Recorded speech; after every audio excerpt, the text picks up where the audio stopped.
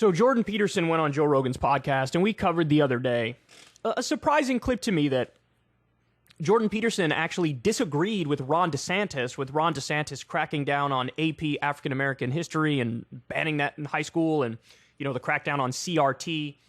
I was surprised to hear Jordan Peterson say, look, when I say I'm in favor of free speech, I mean it in this way too. I mean, don't just ban the ideas you don't like. You don't like CRT? Okay, well, it should be allowed to be discussed in the classroom. You can present your counter ideas, but don't just brush it aside, swat it aside. I mean, we're supposed to be the ones who engage. So that was, the part of the podcast, and I warned all of you, that's the part of the podcast where I was like, okay, this is like the most reasonable point I've heard him make this entire time. The rest of the podcast was like, Jesus Christ. I mean, he was getting super religious. He talks about this new initiative he's doing, which is policy-oriented, but none of the policies are actual, government policies that would help people and fix things like universal health care, or ending corruption, or ending wars, or anything like that. So, of course, leave it to Dave Rubin. Clout shark he is. He wants to grab onto some relevance and squeeze for dear life here. So he takes a clip of Peterson on Rogan, and it's one where Peterson is going off on climate change. And I just love this because he adds nothing to the clip. Him uploading this clip was like, please just give me 200,000 views on YouTube. He literally adds nothing, okay? But I want to respond to what Peterson says in the clip and to Dave Rubin's sad reaction. So let's listen.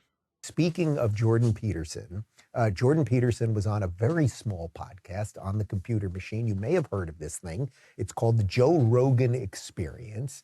And he was on a couple days ago, and they started talking about what's going on with the World Economic Forum. What is going on with these people who meet to decide that top-down layer of we control you down there? I thought this was quite good. Now, before we show this clip, World Economic Forum, it's a gathering of billionaires, politicians, and hyper-capitalists, and what they want to do is continue to extract surplus value from workers. What they want to do is continue to flex their power, rig the system in their favor, and have weird sci-fi futuristic conversations about policy. That's what they do. So the conspiracy for the World Economic Forum is out in the open. The conspiracy is billionaires exist and they're in bed with politicians and they are rigging the system in their favor. The conspiracy is capitalism. But of course the right pretends actually, bro, these guys are like communists. They want to give all the power to the workers, these guys. That's why they're so bad. What? Nothing could be further from the truth. Anyway, okay, let's listen. Been trying to understand the driving ideas underneath this globalist utopian tyranny that seems to be developing from the top down. And I think it's driven, at least in part, by this religious vision that I already described, that you have to construe culture itself, especially industrial culture, as the tyrannical father raping and pillaging everything in its way, which is an unbelievably dangerous way to think, too. I mean, look, that's the most obvious straw man I've ever heard of people. Now, he's going to go on. He's clearly referencing people who care about climate change and want to do something about climate change. He's like besmirching them. But that is such a straw man of what their beliefs are. The system represents the patriarchal father, and then they want to stop that, and that they don't have the correct view. That's a terrible Jordan Peterson impression, by the way, but nobody says that. Nobody believes that. These are the people who usually say, hey, man, we need to steel man people who disagree with us. Don't straw man them. But this is a colossal straw man of people who want to fight back against climate change. And again, it becomes clear in a second that this is who he's referring to. I'm going to run it back a touch. You have to construe culture itself, especially industrial culture, as the tyrannical father raping and pillaging everything in its way, which is an unbelievably dangerous way to think, too one-sided. And the idea that you have to impose limits to growth on people in order to have a sustainable planet. And so when I look at ideas... So you think we could have endless growth forever and not run into an issue with our resources? I mean, that seems naive. That seems naive. Endless growth is possible and doesn't yield any externalities. I mean, that's on its face, that's absurd. So, yeah, there's an issue with endless growth. But now he's going to, again, further strawman it and act like people who are worried about climate change are arguing for, like, depopulating the planet and getting rid of, like, billions of people or something. I swear, this is watch, you'll see. Is like that first assumption. You know, the planet has too many people on it. It's like, I don't like to hear people say that, because when I hear that, I think, okay, buddy, who exactly are you thinking about getting rid of? Oh, well, it's not like that. It's like, yeah, it's like that. It has to be. So in other words, people who are concerned about climate change and want to address it, ultimately there's something genocidal at the core of their beliefs. They want to depopulate the planet. They want to get rid of people. And even when they tell you, no, I'm not saying I want to get rid of people, they're wrong. They actually do want to get rid of people. Look, this is a standard they would never accept. If there's some left-winger critiquing them, and the left-winger strawmans their beliefs as much as they are strawmanning the left-wingers' beliefs, they would say this is a dishonest actor. This is intellectually dishonest. You're not engaging with what your opponents actually believe. But when Jordan Peterson does it to, people on the left, it's, no, I'm going to tell you what you believe, even if you tell me that is not what you believe. So I'm concerned about climate change. Does that mean I want to genocide billions of people? No. It means I want to transition off of fossil fuels, which, by the way, doesn't mean you stop it immediately and cause a global recession or a depression and, make it so we're all paralyzed and can't do anything. You transition off of fossil fuels and you move towards some renewable energy system. And you harness every single thing that we have. You harness wind, you harness solar, you harness nuclear and geothermal, whatever the new technology is that they're working on, carbon capture stuff, whatever it may be. So it's astonishing to me how gigantic of a straw man this is. It's mind-boggling. You'd walk away from this thinking anybody who's slightly left of center is an mustache-twirling evil villain. And look, that may be the point. He might actually be trying to portray that on purpose. It is absolutely like that. Like, I've really felt that I've been at war for the last 6 months. And I would say it's war because what I observed happening in Europe when I was there last was that, well, and you can see this, you don't have to be in Europe to see it, but it's more direct if you're there, is that it's pretty damn clear that the globalist utopians are willing to sacrifice the poor for the sake of the planet. So, all right, where do I begin with this? The globalist utopians are willing to sacrifice the poor for the sake of the planet. So when you say globalist utopians, if he's referring to the people at Davos, right, the elites, they are not globalist utopians. They are capitalist. They are neoliberals. They believe in global free trade. And you know what? The people at Davos are willing to sacrifice the poor in terms of their wages and their quality of life, right? They're fine with them living in abject poverty from now until the end of time. They are willing to do that. But they're willing to do that because of the system that you support, Jordan.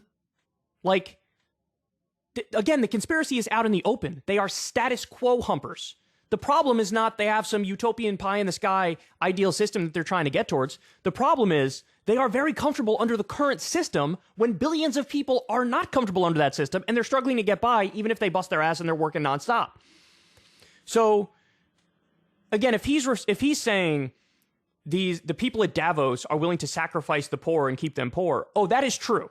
I wouldn't say the people at Davos are trying to genocide the poor. I'd say they like the status quo. They want to keep these people poor. Okay, that's the first point. Second point is, if when he says the globalist utopians are willing to sacrifice the poor, if what he means by globalist utopians is like anybody left of center and they want to sacrifice poor, no, these are the only people in the world who actually seem to care about the poor, who actually want to bring about some sort of trade policy and manufacturing policy and tax policy that would redistribute and help the poor out.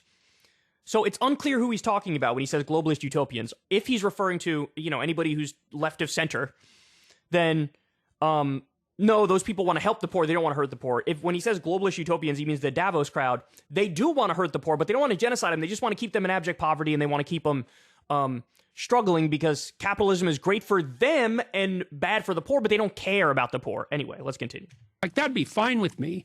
Not really. That'd be fine with me if the consequence of your actions, raising energy prices, for example, actually produced an improvement in those things you wanted to improve. By the way, the increase in energy prices, that has a lot to do with the war in Ukraine. That's a huge part of the issue. It's got nothing to do with globalist utopians who are like, hey, let's just cut off the oil as fast as possible and cut off the natural gas use as fast as possible because we have, ideologically we're inclined to want to do that. No, even people who want to get off of oil and gas, like me, understand there's a transition you have to make. You can't just flip a switch and say, hey, let's just figure it out after we get... No, we need to transition. Everybody understands that. He makes it seem like people on the left are like foaming at the mouth and, we must shut off oil and gas right this second and goddamn the consequences. No, nobody believes that. Nobody says that. If your cure for the planet is, we got to put 350 million poor people in jeopardy just so that things are hypothetically better in 100 years, I think. Yeah, I don't think so, buddy. And also... Oh, Jordan, you're being real tough there, bro. You're being super tough. I heard you say buddy. I heard the way you said it. So it's a little bit too convenient for me that your prescriptions to save the planet are accompanied by this insistence that the only way forward to that is to give you all the power. It's like there's a bit of a moral hazard in that, don't you think? It's like, I'm just saving the planet. Give me all the power. It's like, you want to save the planet or do you want the power? And let's put the second one first, because the probability that you're a saint or the Messiah is pretty damn low. So before we get to Rubin's reaction, what do you think of that? Because to me, it's pretty clear he's like straw manning left and right here. Not like politically left and politically right. He's straw manning both the broader left and what he calls the globalist utopians, who I think are the Davos crowd. And it's so funny because, again, Jordan is a staunch defender of capitalism. And here he's nominally going after globalist utopians because, bro, they want to keep poor people poor. Nobody wants to keep a poor person poor more than an ardent capitalist. That is the status quo. That is the status quo. So it's amazing on so many levels. Anyway, you could tell, absurd on so many levels. So naturally, in steps clout humper, clout shark, Dave Rubin, and here's his brilliant addition to the conversation. Man, he's good. He just gets it. He's good.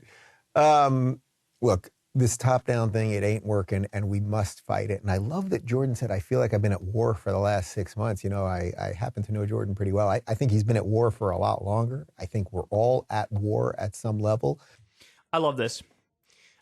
Because in the podcast with Jordan Peterson and Joe Rogan, one of the claims they make is that, look, if you're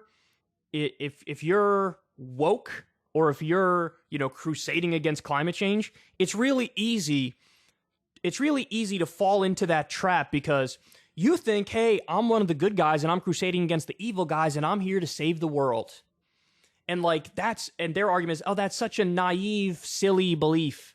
It's such like a childish, what is this, a comic book? You have the pure good guys and the pure bad guys, and you're crusading for the side of good, and the other side is the side of evil. And they're mocking that notion. They claim hey, wokeness and climate change ideology, it's like a fundamentalist religion. And it warps people's mind, and they have no common sense. And it's just silly, because you're not pure good and your enemies aren't pure evil. That's the argument they make in the podcast. And here is Dave Rubin mirroring that exact ideology. I'm pure good. My side is pure good. And the other side, bro, is pure evil. Did I mention the wokies are in a religion? But me, on the other hand, I'm not. Even though I think I'm pure good, my side is pure good. The other side is pure evil. And we're at war. You're at war. Really? You're at war. You're at war. Please. God, she has no substantive points. Man, isn't the left really stupid? Aren't they really dumb? Isn't climate change totally fake, bro? I'm so smart. We're at war. God, he's so dumb. It's unbelievable. This is so getting brainworms watching this. I think this divergence that I'm talking about, it's going to lead us to a very weird place. So we need more people to come down the path that I'm trying. Come down the path. But remember, he's not the religious one. He's not the one who's got a fundamentalist religion. He's not the childish one with the pure good, the pure evil. Of course, no. That's only the left. trying to lay out for you guys right here, and I think it actually is happening. All right, there you have it. Look, I mean, it's just, honestly, it's embarrassing. It's embarrassing for everybody involved, because if you're not actually steel manning your opponents, you're not being intellectually honest and intellectually curious. You're playing for your team, and you're, trying to score cheap points. And that's the sense that I got with all this stuff here. It's kind of pathetic, it's kind of pathetic, but there you have it. Jordan Peterson pretending like climate change stuff is irrational to care about that, and Dave Rubin trying desperately to milk little last droplets of cloud off this. Ever since Adpocalypse, when YouTube defunded all independent news and politics overnight, we haven't trusted them. We know they can pull the rug out from underneath us at any time. If you enjoy this content, please consider tipping $1 or $2 per month on the Secular Talk Patreon. Link in the video description box below. Thanks for your support.